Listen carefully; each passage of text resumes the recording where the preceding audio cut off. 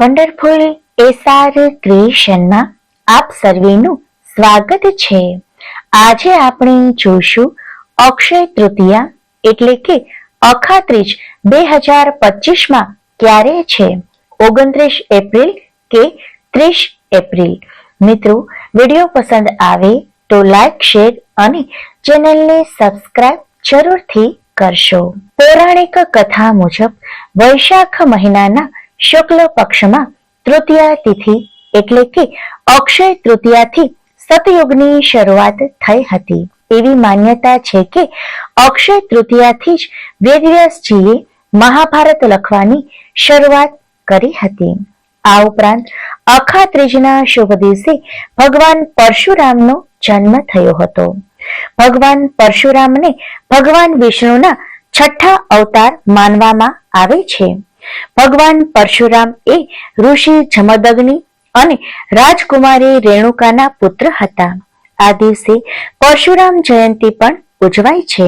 હિન્દુ પંચાંગ અનુસાર આ વખતે અખાત્રીજ 29 એપ્રિલ 2025 ને મંગળવારના રોજ સાંજે 5 કલાકને 31 મિનિટથી શરૂ થશે અને 30 એપ્રિલને 2025ના બુધવારના રોજ બપોરના 2 કલાકને 12 મિનિટ પર પૂર્ણ થશે।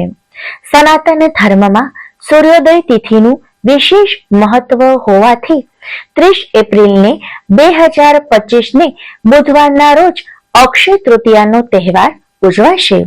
અક્ષય તૃતીયાના શુભ દિવસે દાન કરવાનું વિશેષ મહત્વ છે। આ દિવસે દાન પુણ્ય કરવાથી સુખ સમૃદ્ધિમાં વધારો થાય છે, માતા લક્ષ્મીની કૃપા વરસે છે। આ દિવસને અત્યંત શુભ માનવામાં આવે છે। આ દિવસે કોઈ પણ મુહૂર્તમાં શુભ અને માંગલિક કાર્ય કરી શકાય છે, તેનાથી ખૂબ જ લાભ પ્રાપ્ત થાય છે। આ દિવસે સવારે વહેલા ઉઠી સ્નાનાદિ કર્મથી પરવારીને માતા લક્ષ્મી અને ભગવાન કુબેરજીની પૂજા કરવાનું વિશેષ મહત્વ છે। આ દિવસે સોનું ચાંદી ખરીદવું પણ શુભ માનવામાં આવે છે।